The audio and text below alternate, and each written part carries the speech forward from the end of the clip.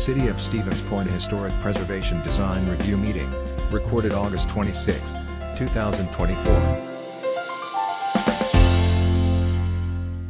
Okay, call this meeting of the Historic Design Review Commission to order. It's August 26th, 5 p.m. Excuse me, roll call. Siebert. Here. Monk. Here. Christensen. Here. Calnan. Here. McFarland is excused, and Malewski is excused. Okay. Number 2, report of the April 9th, 2024 meeting of Historic Design Review Commission. Any additions, questions? Otherwise, I will entertain a motion to accept. I move to approve. Okay, Mr. Christensen. Second. Mr. Cannon, okay, thank you. All those in favor, aye. Aye. Opposed, excuse me. Report of the May 28th, 2024 meeting of Historic Design Review Commission. Again, any additions, questions? Otherwise, a motion to accept. I move to accept. Thank you. Second, please. I'll second. Thank you. All those in favor say aye. Aye. Aye. Opposed? Okay. Number 4, a request from Michael Viam for a design review to rebuild a covered back porch on the property located at 1500 Clark, consistent with Chapter 22.052. I first entertain a motion to accept. I could give it. Oh, yeah, give it, okay. Yep. So I'll just give some brief remarks before kicking it over to the applicant, who can provide some more detailed testimony. But essentially, the applicant is looking to, as I mentioned, rebuild the back porch area that you see highlighted where my cursor is moving, along with some roof enhancements, extending out the overhang farther to, this would be to the north and to the right-hand side of the building, closer to the detached garage.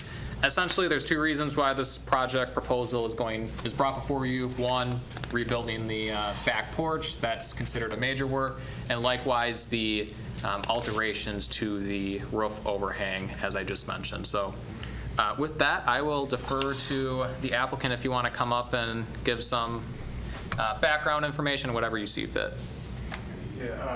Give your name first, please. Yeah, my name is Michael Viam. I'm from 1500 Clark Street. And again, the proposal is to rebuild the back porch, but to also then enhance the roof and bring a hip roof that goes around the side. And the porch is worse for wear. We can't figure out if any of the stuff is original or not. A lot of it is clearly not. And so one of the changes is that the porch is actually pretty narrow. It's 4 feet from the back door. We want to bring it out to where it's 12 feet from the back door, so there'll be a little more living space in there. There is a patio that's in there, but that instead of having the living space be the patio, have the living space be the back porch. Bring it out, and the house is actually substantial in size, so the porch actually looks kind of small. It actually looks kind of like oddly small, and so I think bringing it out a little more will make it a little nicer, make it look a little more consistent with the size of the house. The other thing is that the columns that are in the back, one of them clearly had rotted out. There are only 2 of them. I can't figure out if they're original or not. So what I want to do is match there are classical columns in the front. I want to match those, put them in the back, and also if you look at the space between the garage and the house, it's pretty small, and it's kind of weird. It's unusual, and it actually builds up water in there. So we've got a plan to bring. We've gotten the garage up 7.5 inches. We're going to bring things up, but before we do that, we want to bring the roof around so that you're not just getting direct rain, direct snow down into that little space in between, so we kind of want to bring that out. And also, we can't. It was just too complicated and too many steps, and also violating some zoning violations to make the garage attached. But we've come up with a design concept where we can bring that roof around. It'll be up a little higher, but there'll be a little bit of an overlap between the garage roof and the porch roof, and so that'll make it so when my wife comes home from work, she gets to go right in and pouring rain and go right in the house without walking through there. And so we had to be a little careful. And so if you look at these drawings in here, you see the 3 columns to the left in there. I want to match the front ones. We're going to try to make them look like classical columns in there. But then in order to make the hip roof work, we'll have another post that is a little closer to the garage.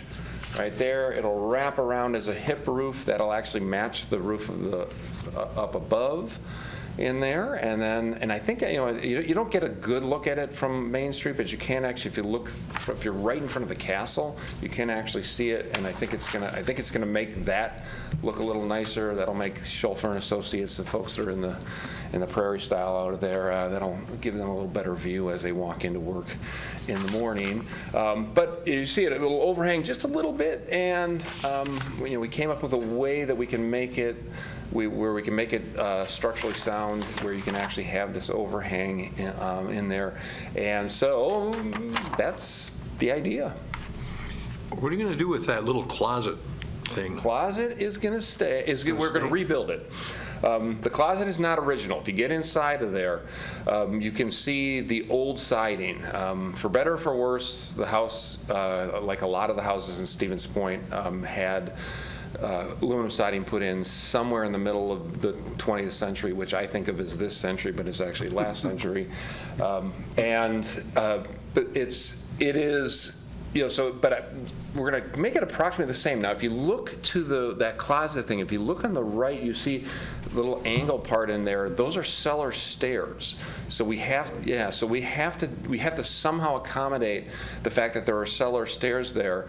This was built on afterward, and it actually is kind of nice for 3 reasons. One is that it basically makes a natural barrier, natural railing for the cellar stairs. There's a cellar door, and so having that closet thing there means that you don't just fall into the stairwell. It's also very efficient use of space, because above the cellar stairs is dead space. You can't really use it for, you can't put a porch over it or anything like that. So you have it's nice little storage space. We put lawn chairs in there, and we put our coolers in there. So when we go on vacation, we grab the coolers, pull them out. So it's a nice storage space. The other thing is that if you look on the left-hand side of the porch, where the porch is, that's the kitchen. And at some point, they'd retrofitted a bathroom. I mean, at some point, I mean early on, when people were first putting bathrooms in. And on the right-hand side, those 2 windows, there's a bathroom in there with a clawfoot tub. And so what it does actually is it gives a little privacy. It creates a privacy space where those windows to the bathroom are actually blocked off by the closet to where, the porch where you see where chairs are and stuff like that. And so it makes it a little privacy space. So what we're going to do is what we want to do is we want to recreate it. It's not original. You can go look and you can see that it was just clearly added onto the other siding. You can see the original siding that's under the aluminum. And so we're gonna try to recreate it. But do it in a way where we're actually going to try to get a little more space to enter into the cellar stairs in there. But then remember that it won't go out any farther than it's showing right there. But then remember, the porch is going to come out another 8 feet, so it's going to be recessed behind. And so there will actually be decking of the porch that's going to wrap around, and where the decking of the porch would go right up to the edge of where those cellar stairs are. And then next to that will be patio, kind of concrete kind of thing, yeah. Anybody have any questions for the gentleman? A couple of comments. First of all, I think you did a really nice job considering four-man function when you did this. I think it's well thought out. My one concern that I had, and I don't know if you had thought about or had any discussion of, but you do kind of create a pocket where that overhang is. I'd be concerned about the amount of uplift on that roof, because really principle bringing it up. Well, so yeah, I mean it's going to kind of funnel in there, and so that sometimes I know with gazebos and those types of things, sometimes those can be a concern with the amount of uplift. So that may be something just to keep in mind, make sure that it's securely Got to be fastened secured, not to the just, footing. not just sitting yeah, down, it's but not- secured that way, yeah. Exactly. Okay.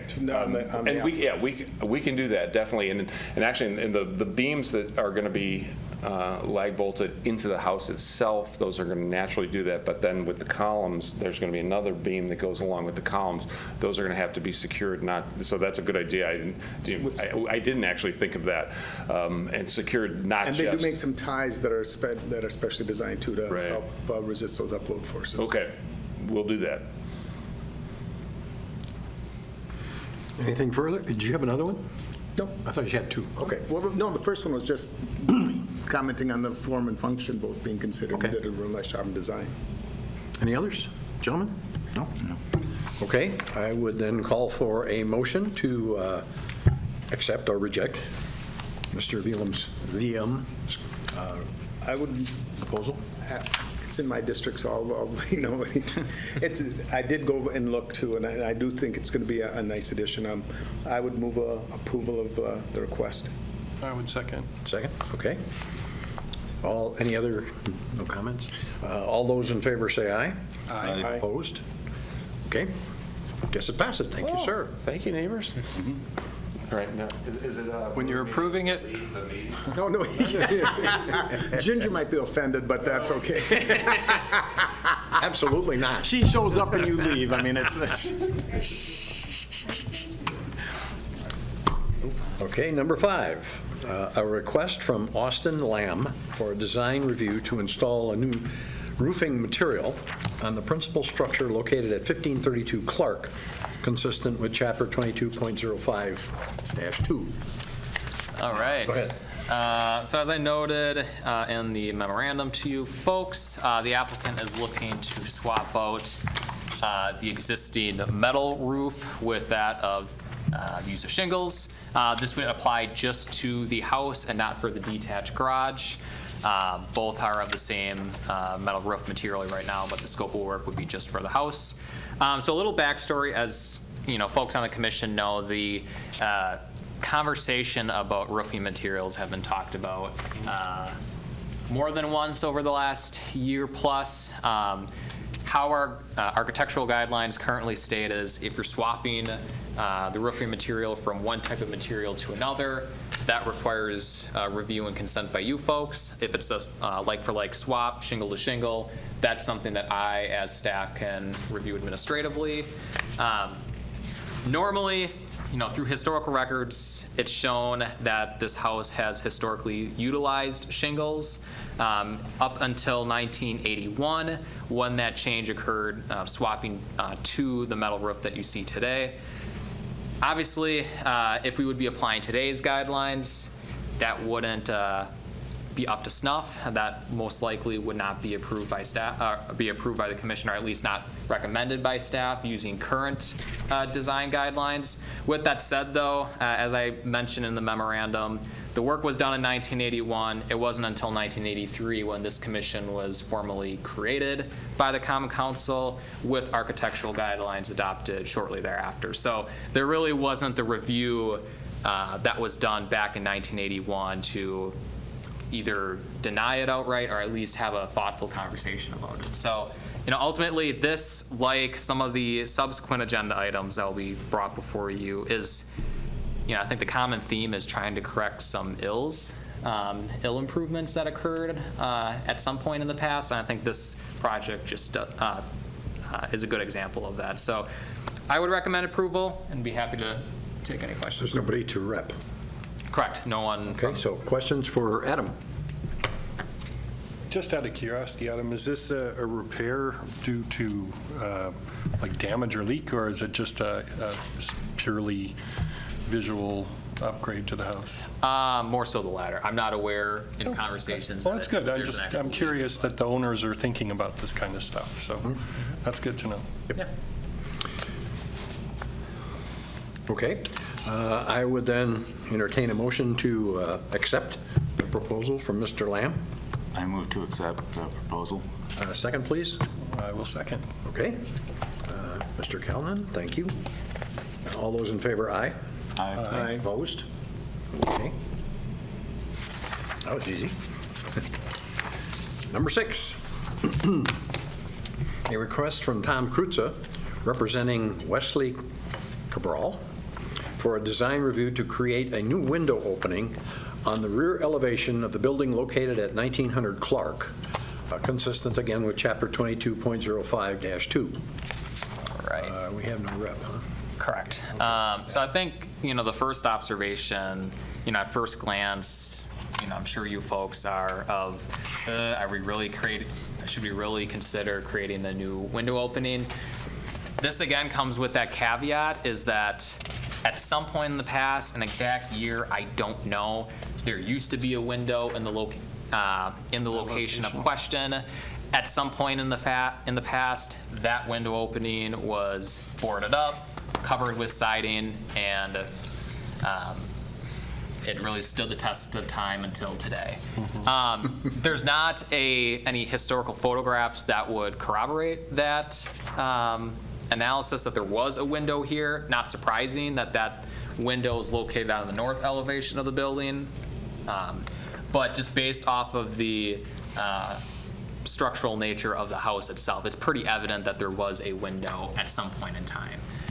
So like the last agenda item, this is a request that I'm personally pleased about, and that it tries to correct a ill improvement that occurred at some point in the past, right? Our current guidelines say we shouldn't be filling in windows as evident within the downtown. So I think this request does just that, of reverting the overall aesthetic of that north-facing wall back to its original look and feel when it was first constructed. So I recommend approval. Happy to take any questions. Questions? Seeing none, I would entertain a motion to accept the request from Mr. Krutza. I'll I move would to move. Okay, Mr. Monk, motion, I'll second it. second. Okay, thank you. All those in favor, aye. Aye. Opposed? Okay. Number 7, excuse me, a request from Dale Warner for a design review to install privacy fencing on the property located at 2101 Clark, consistent with Chapter 2205-2. Adam. So as folks may have observed from time to time in any walk of life, there are situations where codes may conflict with one another, and I think this is a good example of that. And what I mean by that is, per our architectural guidelines currently, it says that privacy fencing is not allowed within the front yard, in front of the house, and in this case, the attached garage in front of the carriage house. However, if you look a little bit further in our fencing guidelines for the Clark Street Historic District, it talks about the need for utilizing privacy fencing to screen shared driveways and parking lots, to try to really meet the full intention of privacy fencing, being to screen those types of observations from public view. And so this is a situation where, as I included in the memorandum, technically the lots to the south, those are not located within the Clark Street Historic District. But as we look at improvements as we look at the functionality of a historic district, we need not look solely at what types of improvements are done within the district, but also the overall character of what's surrounding that historic district. And I think this does a really good, having privacy fencing here does a really good job of shielding the shared driveway, which under current ordinance wouldn't meet our architectural guidelines for a litany of reasons, namely that it's not hardscaped, it's just a gravel shared driveway. So I would recommend approval, and would happy to take any questions as well. So it is a shared driveway. Yeah, it's a shared driveway servicing these 3 lots. It's a little bit hard to see on the screen, but the parcel lines would be this kind of orange, burnt orange color. So this lot, this house, and this house. So is that recognized as the city as a throughway, or is it just all 3 neighbors said, let's put a driveway back there so we can get to the back of the house? Correct. I'm not sure if there was a shared access agreement already in place. If not. But it's not an approved, like, back alley for, Correct. It's not a public alley, so to speak. Then, okay. This is the old Newbie house, right? Do you know? That I don't know. I mean, this is the old carriage house that this applicant right. brought a few requests in the past for you folks over the years. New siding, new windows, Okay. a few others. So. Any other questions? Okay. Then, I would entertain a motion to accept Mr. Warner's proposal with the approval of the commission, of Adam here. I'll do that. Okay. Motion, a second, please. I'll second. Thank you. Monk? All those in favor say aye. Aye. Opposed? Okay. Gee, this is easy. I Number think- 8. I think that was a good one because that looks like not a newer design, but a design that was not done where one house is facing this direction, the carriage house was facing another direction, probably built way ahead of time than the other three behind it. So it does solve that problem. I think it's logical. Yeah. Okay. Number 8, a request from, Ciola? Correct. Ciola Coverly, representing Midas Ventures LLC, for a design review to remove the awning on the building located at 1324 2nd Street, consistent with Chapter 2205-2. All right. So as I mentioned in the memorandum, I'll just state the obvious right at the forefront, being that the awning was already removed. It was removed earlier this summer without any sort of approvals by myself, obviously, without approvals by this commission as well. With that said, I think that answers, a reasonable question that I'm sure you folks are thinking of is, well, then why is it brought before this commission after the fact? The removal of an awning would ultimately require review and consent by you folks, and so I want to make sure that we're being by the book. So if 5, 10, 20 years from now, we need to take a look and see, what's the backstory of the awning? Was it ever considered for its removal, that at least we have some sort of documentation noting that this review took place. Now, I know it's few and far between that we ever consider requests for the removal of an awning, but generally speaking, and I'll just say it before I get too far along, this is the current photo taken midweek last week. And this is the photo from, I think, last year off of Google Maps that shows this red awning. Now, for removal of an awning, there's generally two criteria, two big items that have to be reviewed or considered by you folks in basing your decision. The first one being, is that awning historically relevant with the building itself? Meaning, has there historically been an awning located on the property? If so, that would be grounds to say removal of the awning would be inappropriate. Looking through some archival records, we have here some from the late 1970s. It shows that an awning was not on the building at the time. Do I know the exact year of when this awning, the red awning, was installed? That I don't know, but looking through our own archival records, likewise those through the State Historical Society, it is pretty evident that for a number of decades that an awning was not located or was not installed on the building. It was only a relatively recent improvement that took place. So that's really the first criteria. The second criteria is really, is the awning, does the awning complement the architectural features, if any, that exist on the building? And I know it's been a while since we've last had an awning request, but one of the things that you see for corner buildings is that you don't have a wraparound awning, right? There's a few examples here in town where there are wraparound awnings. That's through preservation practice is not the way to go. Normally, since this corner of the building comes at a 45-degree angle, you all but want to have, ideally, one triangular awning, kind of where my cursor is right here, off of 2nd Street, and then a second triangular awning off of the square, and leave this area open directly above the main entrance on the 1st floor. I say that in saying that the design of the awning that existed there doesn't meet our current architectural guidelines. And so for those two reasons, as I mentioned, this is not the route to go in terms of doing improvements on a building, right? It's not the route to go to do work and ask for forgiveness later, so to speak. But, you know, it lends me a bit of comfort, so to speak, in that the removal of the awning, frankly, is the route to go in terms of having it be historically relevant in terms of whether or not to have an awning. So that goes without saying. I'm comfortable with the removal of the awning based off of those two factors that I mentioned. I would recommend approval, and if there's any questions, I'd be happy to take them.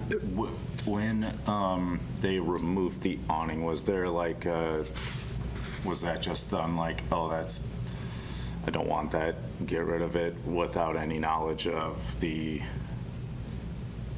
design requirements and all that? Yeah, it was done without their knowledge. The awning was one of a few other improvements that they were looking at doing. Okay. One of them being some painting. You know, thankfully, it just so ended up being that the awning removal was done first. Yeah. And I recognized it, had a conversation with them, and then that's when they brought up, hey, I'm also looking at doing this, and this. Okay, let's talk through the process of getting approval from you folks. Yeah. So when because I know that they just opened that, like, what kind of, and this gets back to what we talked about a lot during our workshops, like what was there from like owners or whoever to let them know, hey, you have these additional responsibilities as like. yeah, I guess I'm not privy to know what conversations, if any, took place between the property owner and the applicant as the tenant utilizing the building. I'm not privy to as to what conversations, if any, took place. Naturally, that is something, as you alluded to, the preservation plan work is something that I think we as a community can do a better job on. That includes both myself as city staff, likewise property owners who rent out their buildings to tenants, to try to increase that level of understanding so a situation like this doesn't happen again. Yeah. So I think there's another avenue too that's going to be coming into play now that we have a business improvement district. Our downtown manager is also in the process of creating a packet of information for new business owners. That's good. And that'll be part of what's going to be part of that. So they know what types of things need to be considered, what are the appropriate people to contact in order for those things to happen. So hopefully that'll help address that in the future as well. Out of curiosity, did they take a second floor off this building at some point? I was thinking the same thing. Oh, yeah, I was wondering how much of this building is original. Yeah. Because Kind of what I'm getting at. the width, the height, and the length have all been changed. Yeah. So I'm wondering if this is actually a historic building or if it's just been retrofitted over the decades. And because, the original building you're showing even in 77, there's no resemblance to what's there. No, Which- other than the corner door. Yeah. Well, Yeah. no, I guess that corner door is there, yes. Yeah, and to be honest, that was an observation I had. I just didn't do enough background research on the building itself. But yeah, I mean, it's pretty evident to say that there has been a number of improvements that took place. Changes. Changes. Thank you. Improvements is a catch-all word, so thank you. Changes. A lot of changes that took place within a relatively short period of time, so. And the other question I have is, this is the current color. Correct. Is this part back here part of it? That Why is, isn't it the same color? I believe that is part of, That's a cabin. yeah, I believe that's all part of the same property. Oh, yeah, the property. So why is it, Repainted? Couldn't Why tell is the you. existing, why is it, well, they painted the blue stripe, I guess. yeah, that's about it. Yeah. Yeah, I couldn't tell you. I mean, obviously, this is another situation where it doesn't meet our architectural guidelines, right? You can't have more than 3 different colors that are used for trim color, for the base color. And clearly, there's more than 3, so Because Any idea when they added the brick that I don't know. on the bottom? Yeah, that I don't know. I mean, you can Yeah, tell. that's from the 70s for sure. Yeah, you can tell in this photo. I mean, this photo, the date's not on there. This was in the 80s. That doesn't show. 80s one doesn't show it. when I was in school, I think if I remember correctly, going down there, I think it was brick, I believe. Unless there was brick behind, I mean, sometimes they cover the brick too and put wood over the top. I mean, And without So it's- knowing, yeah. that wouldn't surprise me though, if that's what they did, is just covered up the brick with, or that it So was then they covered. and then they back in the exposed time. it, yeah. And then they exposed it, correct. It wouldn't shock me. That would be my guess. Were these colors ever approved? Guess not, huh? The blue ones, that I don't know. There Again, are that some new goes- colors that they're proposing, which that's ultimately still in the works yet in terms of the specific color, but. Yeah, the blue one, I don't know if there's a shade of blue like that currently that is part of your folks' approved color palettes. Again, one of the things we talked about is one is a residential color palette and one is a commercial color palette. Yeah. Blue is not on a commercial color palette. No. And it's 2 different kinds of blue. Yeah. Yeah. Yeah. But I- And that's Back just, here, that's just something you know, have either decide to vote on in the future or include, or not include in the And I guess that's why documentation. they call it the blues. Oh, go away. God. It was good, though. We were due for one. 32 minutes in, we were due for one. Well, almost to the end of the meeting, I couldn't go it out. Can we sanction him? That's what I call them, the blue. Is there a way to, I don't know, to make this consistent? I mean, we can have I'm more than welcome to have a conversation about the inconsistencies, but ultimately, I can't force Yeah, I a understand property that. owner to. But if they are repainting, then that's the opportunity to have that conversation. Correct. I do think the old Long Branch was wood, not brick, if I remember correctly. That goes back a ways, though. But again, Yeah. I wonder if the brick wasn't behind the wood. I mean, there's a number of wood, yeah. buildings where it's a brick. Well, I'm talking about going back to the 50s. I know. Okay. Because I do remember that second story. But anyway, okay. Any other questions? Seeing none, okay. We need a motion. Yeah. Excuse me. I would entertain a motion then to accept Kimberly's proposal. Yeah, I'll move to accept the proposal. Mr. Mo, second, please. I will Okay, second. thank you. All those in favor, aye. Aye. Aye. Opposed? Passes, okay. Adam, plaque program? Yeah, so this was something that we were, as a group, were working on probably a year, 2 years ago now. Just, unfortunately, kind of got pushed to the side. I have restarted the conversation about creating this plaque program for really any historic building, residential and commercial. Where things stand right now, as folks recall, last time when we had a conversation, we went through really what is the preferred types of the preferred attributes as part of a pre-approved plaque. Those attributes being that of what's the shape, should it be square, oval, circular, the type of material that plaque would be made out of, bronze versus versus metal, the color, the background color, the wording that would be on the plaque itself. Where things stand right now is I did send the recommended attributes to a sign fabricator in town for the purpose of, one, producing some renderings of what this plaque will look like with the different types of options at your disposal, one being bronze versus a metal plaque. Is there any visual differences that one could see just based off of a rendering? And then the second reason, most importantly, is to get a cost estimate of how much that plaque will cost.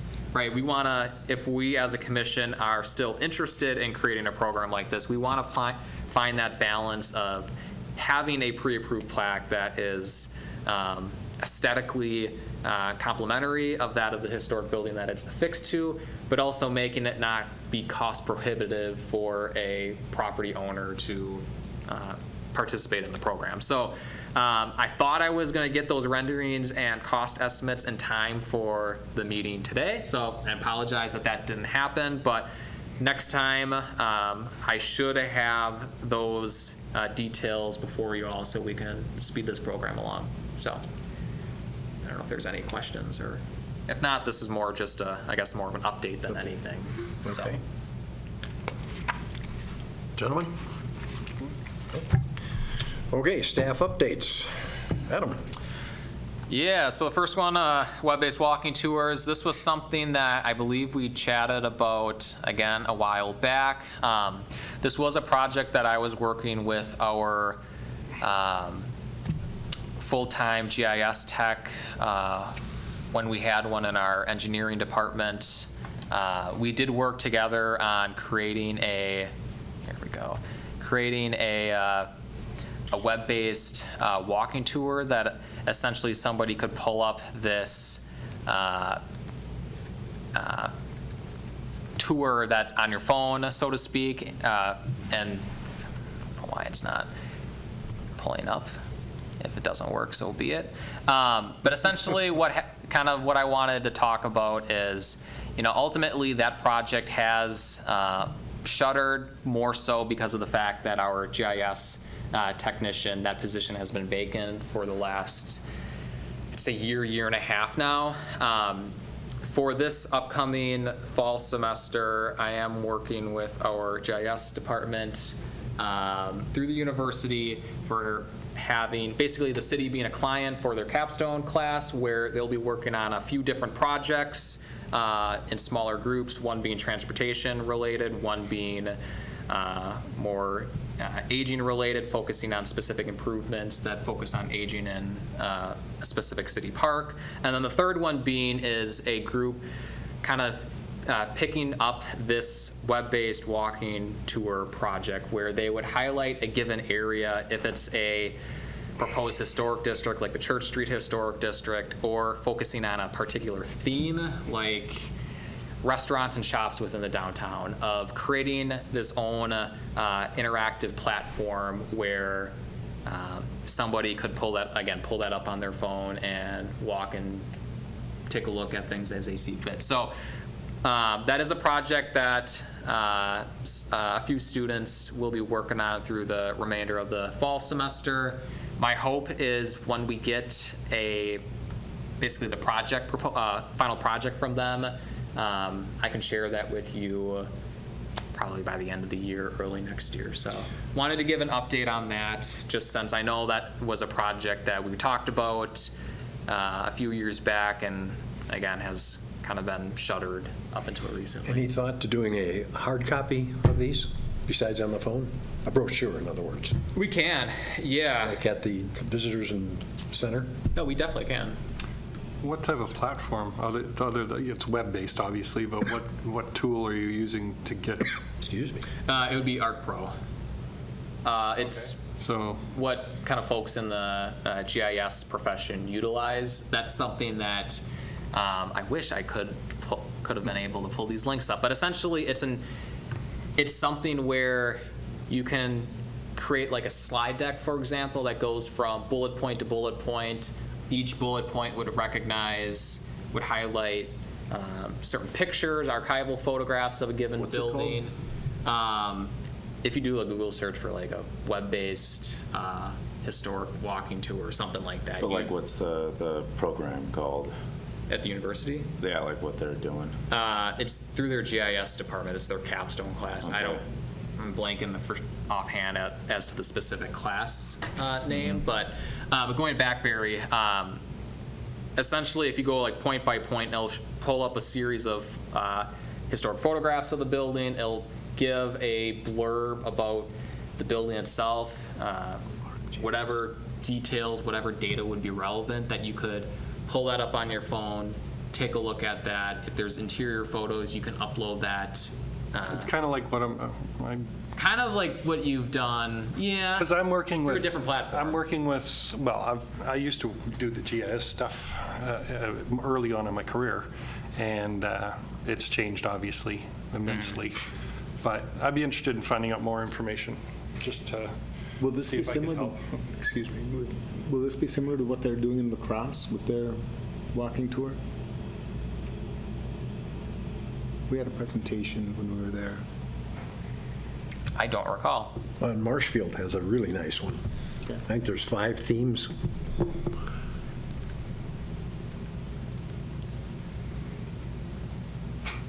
think it did pull up. I pulled up the second one. I'm just going to try this and.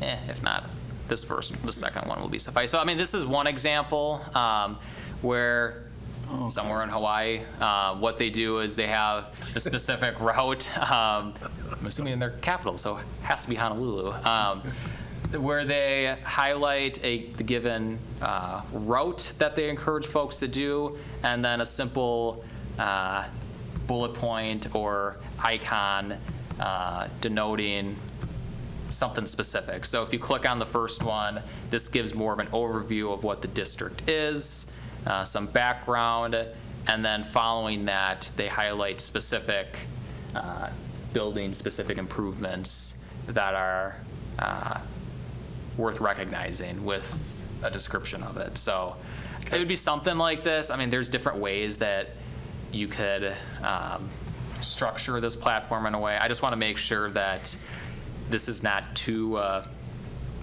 detailed, too arduous, since this is an undergraduate project, right? I don't want to set expectations too high, but I think this would be a good opportunity to let them run wild with it, kick it back to you folks, and if you think, yes, this is awesome, I want to see more, then we can work independently to get more of these walking tours done.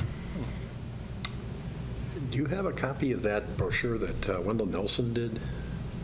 It's a green thing. It's about that tall, but Oh, yeah. Yeah, Oh, you do. I have dozens of those. Okay. And, yeah. If you need one, I got one for you. and how about Houses That Grew? Have you? Oh, I have that. Okay. A signed copy, no less. Oh, gosh. So there's that. And then the second update is the preservation plan. Obviously, we have not had a commission meetings for quite some time, since the end of May, but needless to say, there's been a lot of work that I've been doing on the back end to assemble this plan. I'm really kind of at the home stretch right now, where my plan looking forward is the end of September, either the week of the 23rd, most likely the week of the 30th, is when we'll sit down, we'll go through the draft plan in detail. I'll promise you that will be the only thing on the agenda. We can spend as much time as we need. If we can get through it all in one meeting, great. If we can't, we can always split it up and have another meeting thereafter. But my goal for that next meeting is just go through each section. Is there anything that you want any questions that you want answered? Are there any details that I guess are rubbing you the wrong way that you want to see differently? Really just to have that first initial conversation. Given a planning document of that size, there's going to be multiple opportunities for discussion and revision, so I want to make sure that we kickstart that process. And I want to have a conversation with you folks first, because October is going to be the planned timeline for when I kicked that draft plan to the public for feedback. So my plan is Our October Plan Commission, that would be on the 7th, is when I would present the draft plan to them, since, again, the Plan Commission would have to make a recommendation on that planning document as well as you folks.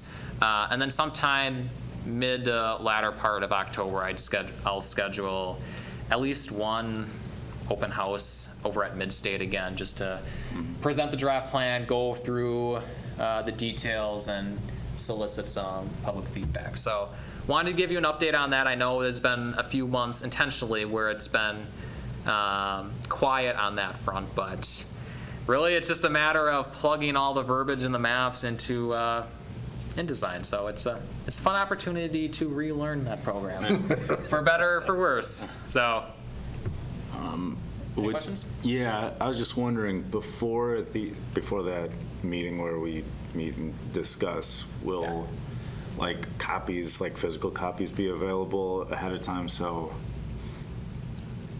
if I could pick one up and just have some time ahead of time with the physical copy to sit down and like actually write notes on it. Yeah, so I'm like what we do for any other meeting. I'll publish it online. If you want a paper copy, then message me, say, Okay. hey, can I get one, and then we can work some time for you to stop down at City Hall to pick one up. I do agree. I mean, I'm more of I like paper versus electronic apparatus like this for like reading books or whatever. So I don't blame you there. But yeah, Okay, give me a shout if when we get to that point. will do. So. I'll make my epic trek across the street there. Epic. That's right. That's right. Do you drive? Maybe I will just. It's as warm as it is now. I don't blame you. But any other questions for Press Plan? Okay. Seeing none, I think that's it. We are adjourned. Awesome. A video of this meeting is available for viewing on the city's website, stevenspoint.com/videos.